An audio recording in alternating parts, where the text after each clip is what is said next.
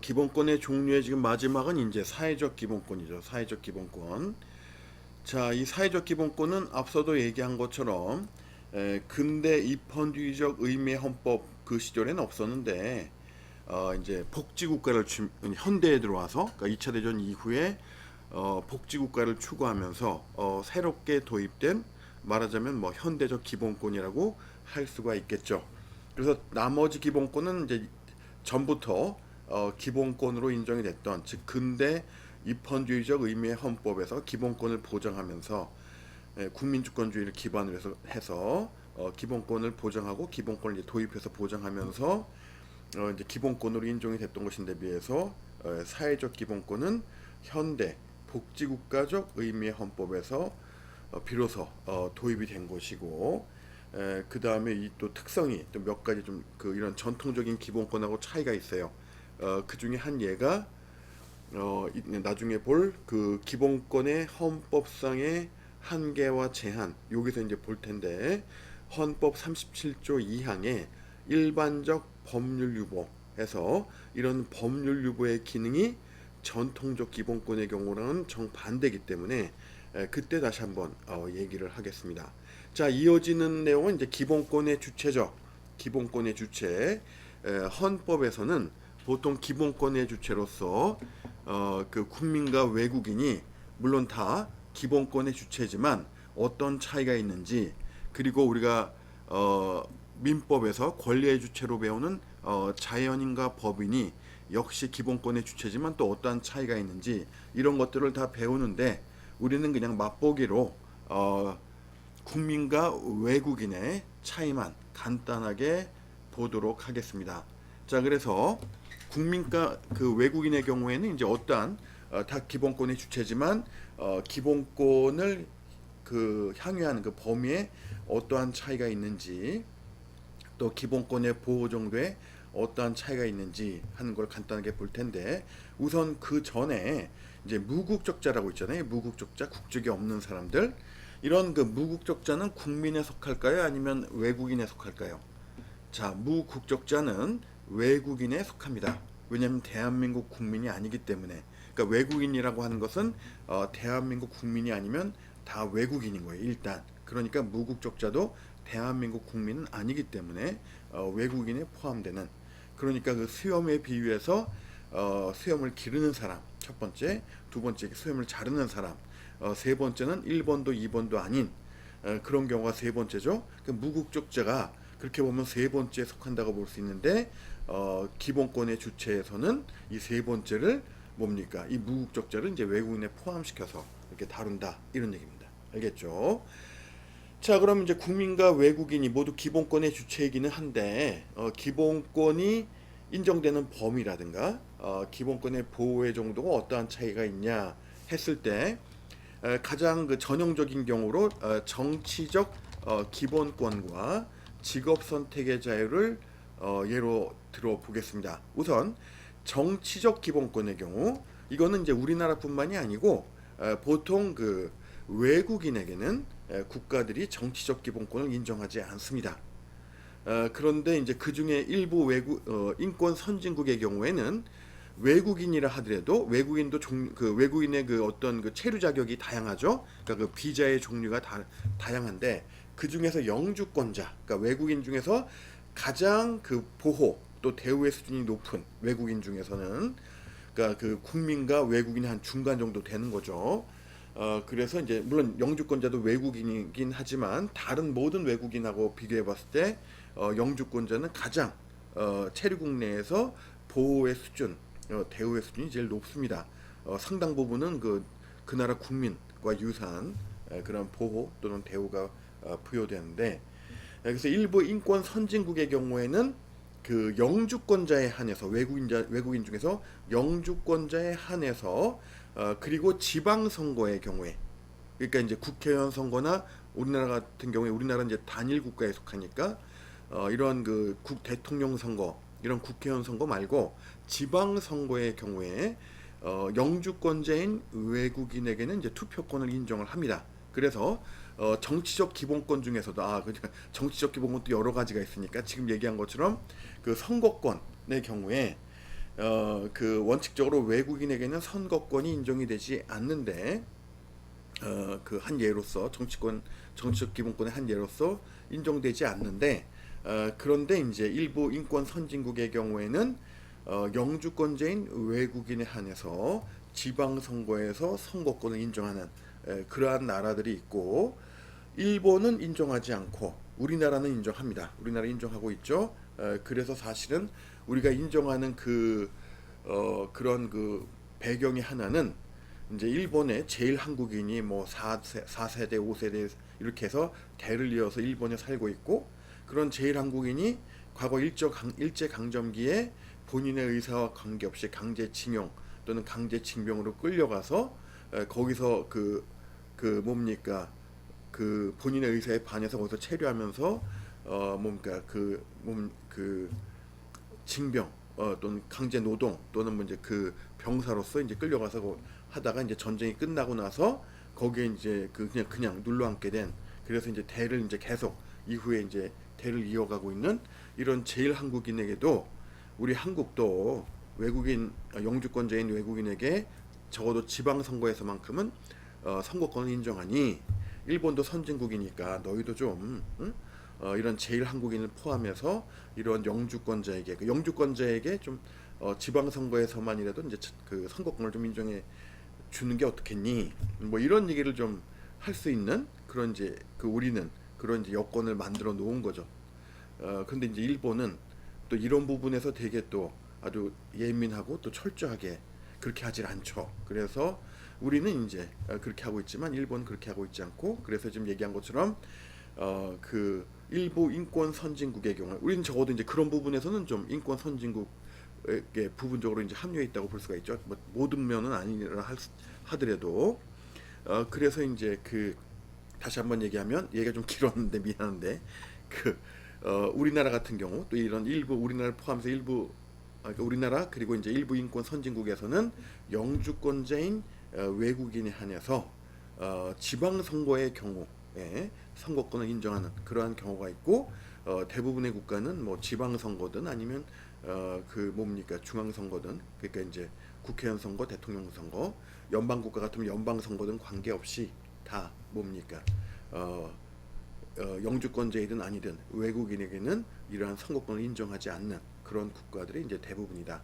그러니까 이제 특히 이런 그 선거권 관련해서는 뭡니까 그 보통 외국인에게는 선거권이 인정되지 않고 대부분의 경우에 그 국민에게만 인정을 하니까 이건 아예 있고 없고죠. 기본권이 인정이 되고 안 되고 그 차이가 크죠.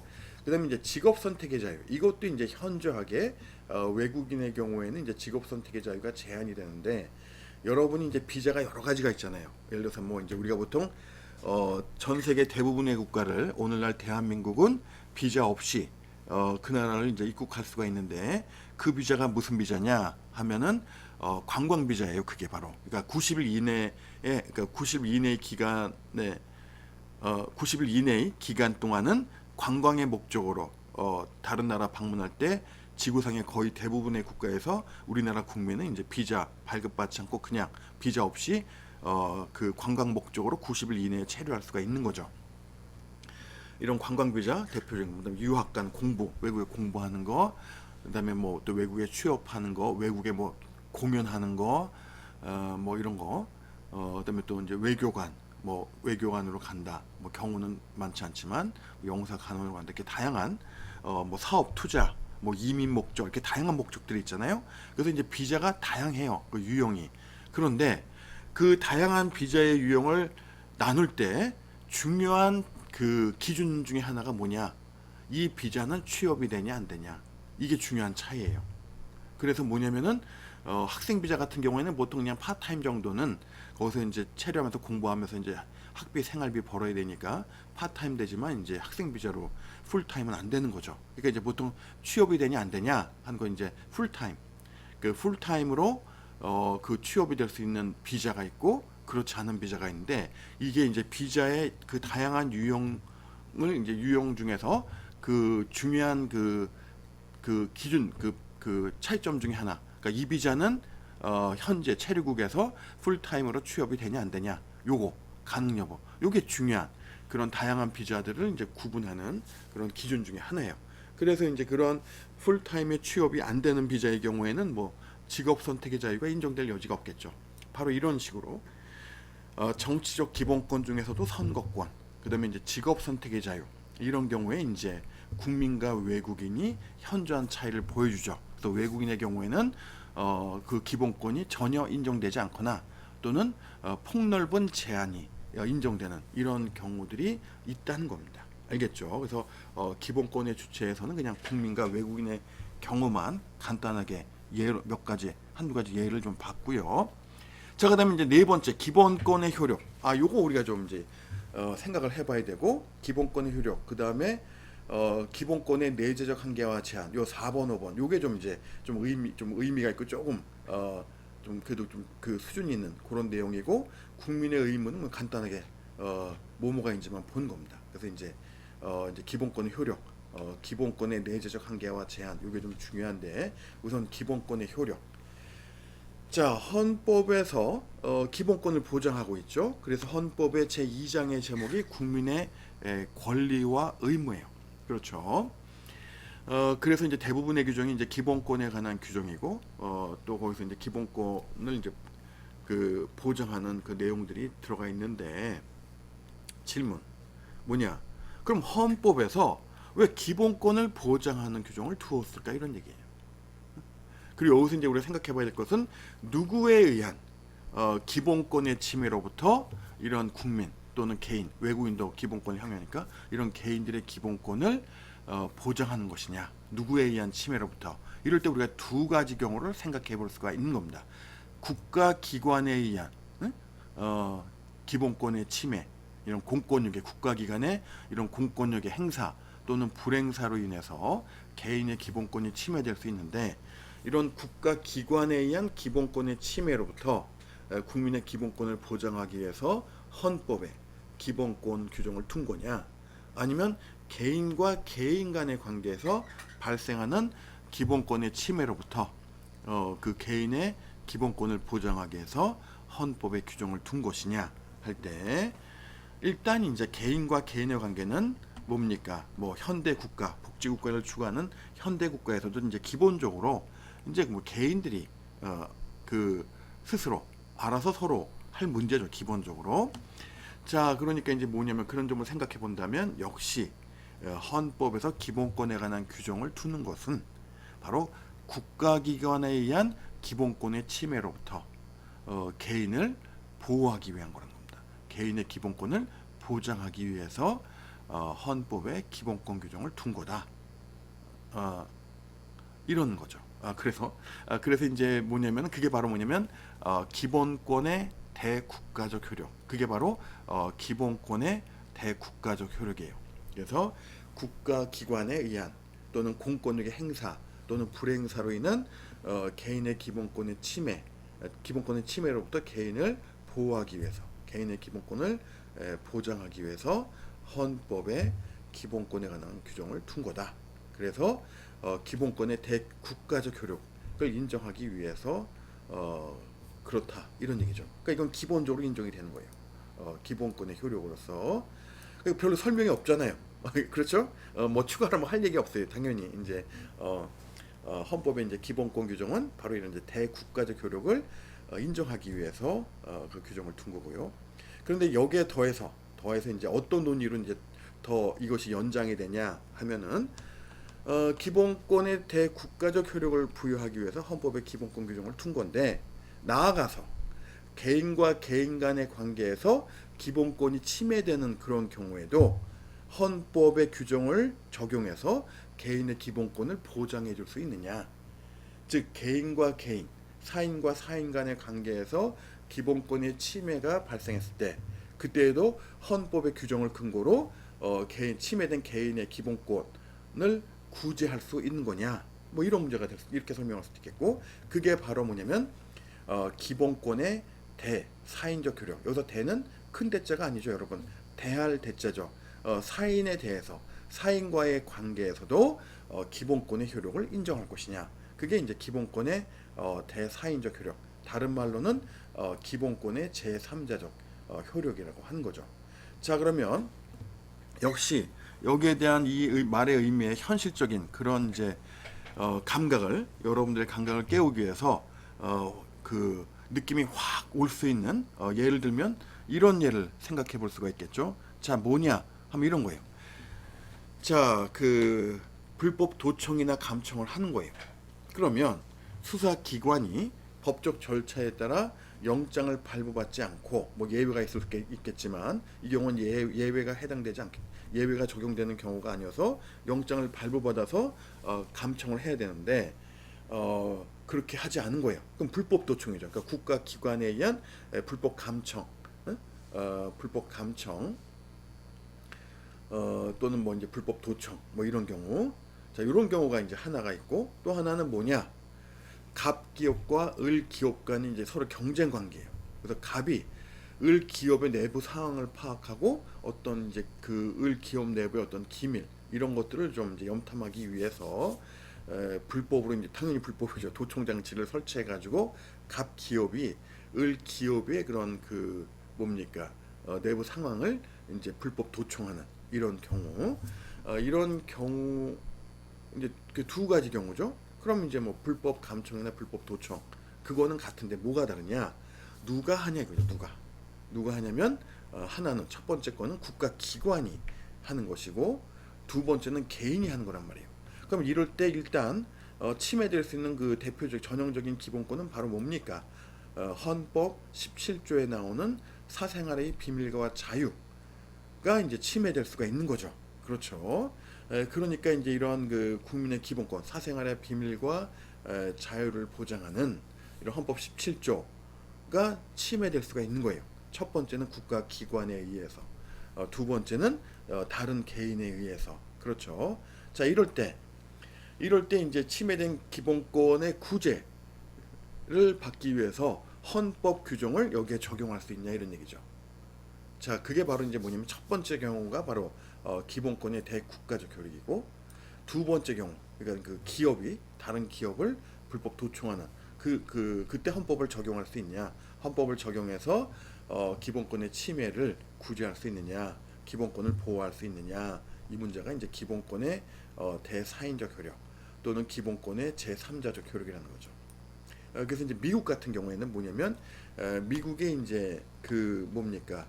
흑백을 당연히 차별하면, 흑인과 백인을 차별하면 안 되겠죠. 그런데 이런 흑백 차별 이런 것들은 그러니까 그 전에는 그게 합법이었죠. 여러분 알다시피 미국이 이제 합법이었다가 이제 평등권의 개념이 바뀐 거죠. 이렇게 얘기하면 좀 얘기가 긴데 그러니까 이제 뭐냐면은 옛날에는 흑백 차별이 차별 자체가 평등권을 침해하는 게 아니었어요. 놀랍죠. 흑백을 차별하는데 차별 자체가 평등권을 침해하는 게 아니다.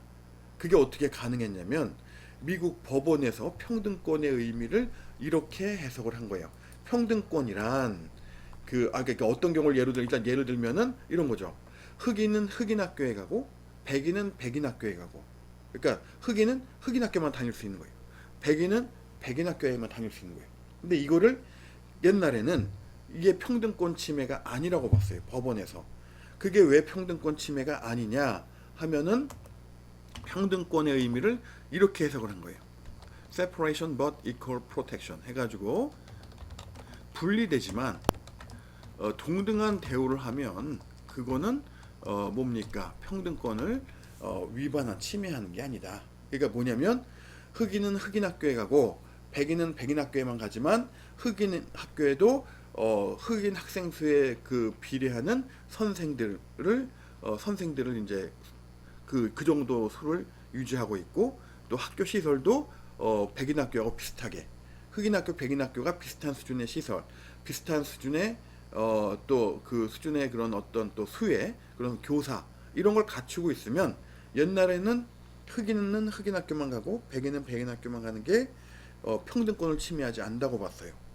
그러다가 1960년대에 들어와서 바로 뭐냐, 미국의 대법원이 선례를 변경을 한 거예요. 그래서 이제 separation itself, 분리 자체가 평등권을 침해한 거다. 이런 판례가 그 교육위원회 사건, 그 Board of Education 사건에서 나오죠. 그래서 이제 평등권의 개념이 바뀐 거예요. 그러니까 이제는 흑인은 흑인 학교에만 보내고 백인은 백인 학교 보내는 거, 이거 자체가 이제 평등권을 침해한다. 이렇게 이제 법적으로 비로소 60년대에 들어와서 다루어지게 된 거죠. 그러니까 이제 그 전에 미국은 일종의 인종 분리 정책이 합법적으로 이루어진 겁니다. 그래서 60년대 이제 이게 바뀌었고, 그렇지만 이제 문제는 뭐냐? 이 사람 마음속에 있는 어떤 이런 편견, 이런 것들은 법과 제도가 바뀐다고 해서 이제 완전히 그냥 법 제도가 바뀐다고 사람 마음까지 그냥 당연히 바뀌는 건 아니죠.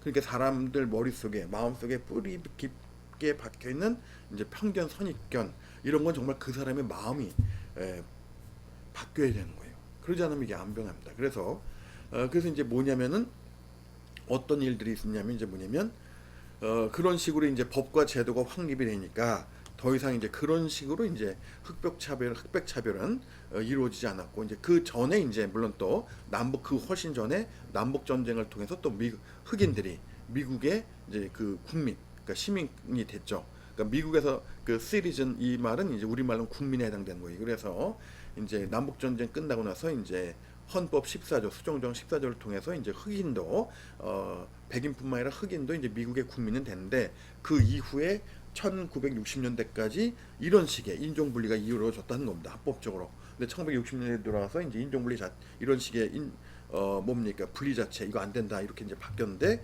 여전히 이제 그럼에도 불구하고 사람들 마음속에 있는 이런 편견, 이런 것들이 남아 있었겠죠. 그러니까 이제 어떻게 되냐면은 이제 고급 주거단지, 물론 그 당시에 주로 이제 백인들만이 이제 사는 이런 이제 주거단지였죠. 근데 거기에 이제 흑인에게도 이제 더 많은 기회가 주어지니까 그런 능력, 그 기회와 능력을 발휘해 가지고 이제 부를 이제 축적한 흑인들이 이제 생겨나게 되는 거죠. 전보다 더 많이. 그러니까 이제 이렇게 부유하게 된 흑인들도 좀 더 좋은 고급 주거단지에 살고 싶은 거예요. 그러니까 이제 그런 단지는 주로 이제 백인들이 사는 단지니까 그런 이제 백인 주거단지에 집을 사거나 또는 이제 세를 들어서 살려고 하는데, 거주하려고 하는데, 이때 살려는 건 거주하려고 하는데 백인들이 이제 어떻게 보면 담합을 하는 거죠. 그래서 우리는 흑인한테는 아무리 비싼 돈을 준다고 해도 팔지 말자. 그 다음에 또는 흑인들에게 세를 주지 말자. 그 타운에 그 백인들만 있는 이런 이제 타운에 그 주민들이 이렇게 그 담합을 하는 거예요. 그래서 이제 흑인한테 안 파는 거죠. 그럼 이거는 국가 기관이 차별하는 게 아니잖아요. 개인들이 흑인에게는 안 팔고 개인들이 흑인에게는, 백인들이 흑인에게는 세를 안 주는 거니까. 근데 이게 이제 헌법의 평등권을 침해하는 것이냐? 이 문제는 그러니까 국가 기관에 의한 평등권의 침해는 아니기 때문에, 개인에 의한 그런 소진이 있지만, 그러니까 이제 그런 경우에 기본권의 제3자적 효력이 인정이 되냐? 이런 문제가 미국에서도 논의가 된 거예요. 그래서 이제 미국 같은 경우에도 이런 이제 기본권의 제3자적 효력을 일정한 요건, 제한 속에 이제 인정을 하는 이런 사례들이 축적이 됐고, 그다음에 이제 유럽도 그렇고 이제 우리나라도 이제 뭐냐면 이런 기본권의 효력, 우리 이제 유럽에서 독일 쪽에 헌법 파괴 영향을 크게 받았죠.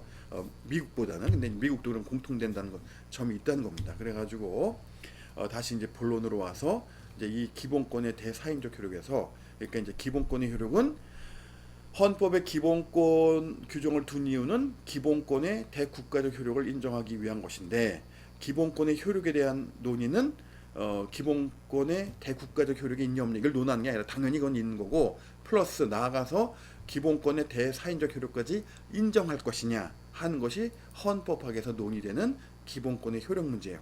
그러니까 기본권의 효력은 사실은 이게 문제라는 거죠. 기본권의 대사인적 효력이. 자, 그래가지고 여기에는 크게 두 가지 학설이 있어요. 하나는 뭐냐면 직접 적용설, 그리고 다른 하나는 간접 적용설인데, 다수설은 이제 간접 적용설, 전통적인 그런 다수설은 이제 간접 적용설이라고 볼 수가 있습니다. 직접 적용설은 아주 간단해요. 뭐냐면 직접 적용설은 그 기본권은 대국가적 효력뿐만 아니라 대사인적 효력을 가진다. 그러니까 뭐냐면 국가기관에 의한 기본권의 침해에만 직접 적용되는 게 아니고, 개인과 개인 간의 관계에서 발생하는 기본권의 침해에도 헌법 규정이 직접 적용된다. 이렇게 주장하는 거예요. 그러니까 그 동일하다는 거죠. 기본권의 대사인적 효력은 기본권의 대국가적 효력과 동일한 효력이 사인 간의 관계에서도 발생한다 이렇게 보는 건데 이거는 상당히 좀 앞서 나가는 얘기고 조금 앞서 나갈 뿐만 아니라 좀 적절한지도 개인적으로는 의문입니다. 이거는.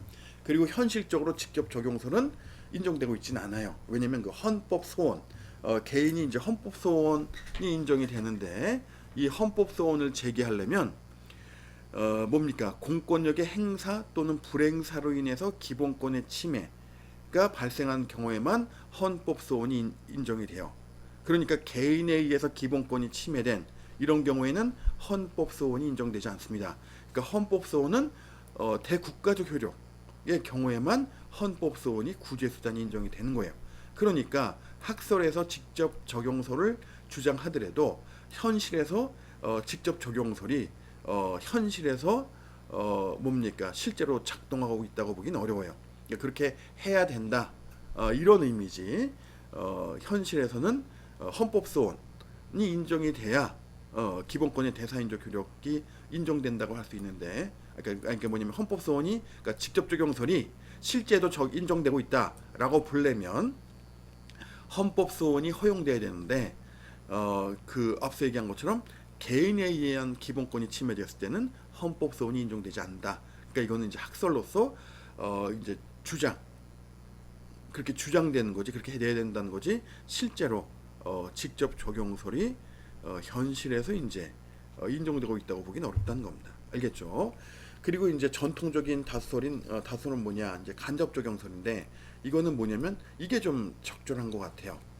물론 이제 전통적인 다소이기도 하고 이거는 이제 뭐냐면은 개인과 개인 간의 관계에서 기본권이 침해되는 경우에도 헌법에 규정이 적용되는데 다만 헌법 규정이 직접 적용되는 것이 아니고 간접적으로 적용될 수 있을 뿐이다 이런 얘기예요.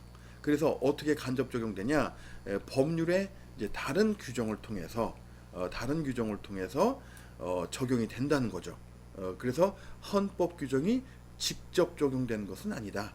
그러니까 이제 이런 거죠. 아까 얘기한 것처럼 수사기관이 이제 불법으로 감청을 한다라고 하면은 이런 경우는 이제 영장 발부받아야 되는데 영장 발부받지 않고 한다가 이제 불법 감청, 그 위법한 행위죠. 이런 경우에는 이제 뭡니까 헌법 규정이 직접 적용되는 거죠. 대국가적 효력이 인정이 되니까. 그런데 이건 실제로 발생했던 일인데 90년대쯤 될 거예요. 그래서 이제 백화점 내에 화장실 안에 밖이 아니라 화장실 안에 그 당시에는 이제 CCTV가 이제 그렇게 지금처럼 흔하진 않았어요. 이제 막 도입되고 사용하던 시기인데 몰래, 그러니까 이제 그 소비자들, 그 백화점 방문자들을 몰랐죠. 근데 이제 화장실 내에 이제 카메라가 설치가 된 거예요. 근데 그것이 이제 그 탄로가 난 거예요. 그러니까 이제 신문에서 난리가 난 거죠. 아니 그렇게 화장실에 그 CCTV를 설치하고 그럼 그 사람을 이제 뭡니까 감시할 수 있게 된다면 정말 화장실이야말로 개인의 어떤 프라이버시가 존중이 돼야 되는 부분인데 그래서 이게 막 그냥 난리가 났어요 그때 언론에 보도했을 때. 근데 그때는 지금과 같은 개인정보보호법 이런 개념조차 확립되지 않은 시기라는 거죠. 그러니까 이제 문제는 뭐냐면 이런 경우에 이게 이제 민영사상에 법적 책임이 성립하냐 이것도 이제 처음으로 이제 이런 문제가 제기가 된 거예요. 근데 나아가서 이런 경우에 이거는 이제 개인과 개인 간의 관계에서 백화점도 개인이라고 볼 수 있죠. 기업이니까 국가기관이 아니니까 그 백화점 그 다음에 이제 그 소비자 이 간에 화장실 이용한 사람 간에 이제 그 개인에 의해서 그 다른 개인의 기본권이 침해된 경우 아니에요. 그러니까 이런 경우에 이제 기본권의 대사인적 효력이 인정될 수 있냐 논의될 수 있는 거죠. 이런 경우도 아까의 특례는 기업이 다른 기업에 이제 어떤 정보를 캐내기 위해서 그것도 다 마찬가지. 그런데 이제 그 당시에는 뭡니까 이제 그 개인정보보호법 이런 건 없었지만 그러니까 이제 뭐냐면은 뭡니까 민법 103조 선량한 풍속 기타 뭐 사회질서에 위배되는 행위라든가 또는 뭐 현저하게 불공정한 그러한 행위 뭐 104조 있죠. 민법 그 다음에 2조에는 뭐 신의 성실의 원칙 권리남용 금지의 원칙 그러니까 이런 규정, 그다음에 이제 민법 750조의 불법 행위로 인한 손해배상 청구권 뭐 이런 규정들이 있는데 이런 이제 민법 규정들을 통해서 적용이 된다는 겁니다. 그러면 이제 거기서 뭐냐면은 그러니까 이제 뭐냐면 민 손해배상을 청구, 당연히 이제 손해배상 청구할 수가 있는데 이런 그 피해자가 그런 백화점을 상대로 해서 손해배상을 청구하려고 할 때 그 손해배상을 청구하려면 고의 또는 과실에 의한 위법한 행위로 손해가 발생했어야 되잖아요. 그러니까 이때 뭡니까? 고의적인 거죠. 고의에 의한 행위고 이게 위법하냐? 당연히 위법하죠. 헌법에서는 개인의 뭡니까? 사생활의 비밀과 자유를 보호하고 있는데 그런 권리가 침해된 거 아니에요. 그렇죠. 그리고 또 이제 그로 인해서 어떤 정신적인 충격, 이런 손해, 이런 그 정신적인 충격을 손해를 입었으니까 그래서 이제 뭡니까 이제 750조가 이제 하나의 수단이 되는 거고 그럴 때 이제 이런 그 헌법 17조에 규정된 사생활의 비밀과 자유는 바로 이러한 그 민법의 2조라든가 103조, 104조를 통해서 반영이 된다는 거죠. 그러니까 위법한 행위인데 왜 위법하냐 하면 이제 민법 2조나 103조, 104조 이런 규정에 반하는 행위라는 거죠. 근데 이것을 민법 2조나 103조, 104조에 해당되는 행위로 볼 때 그 더 상위의 근거는 뭐냐 하면은 바로 헌법 17조가 될 수 있다는 거죠. 그래서 아니, 헌법에서 이런 사생활의 비밀과 자유를 보장하는데 그런데 그것이 침해된 거니까 그러니까 이제 이런 그 민법의 규정들에 이제 반하는 그러한 행위로 볼 수가 있고 그러니까 민법 규정에 반하니까 위법한 행위고 그러니까 민법 750조에서 손해배상을 청구할 수 있는 이런 식의 이제 법리 구성이 가능할 수 있다는 겁니다. 그래서 이제 간접 적용설은 이렇게 이제 개인과 개인 간의 관계에서 헌법 규정이 적용되는데 헌법 규정이 이제 직접 적용되는 것이 아니라 말 그대로 간접적으로 적용된 거다. 즉 다른 법률의 규정을 통해서 적용된다. 이렇게 이제 해석을 한 겁니다. 이게 이제 전통적인 통설 내지 다수설이에요. 그래서 간접 적용설의 정확한 적용 범위에 대해서는 이어지는 3부에서 보겠습니다.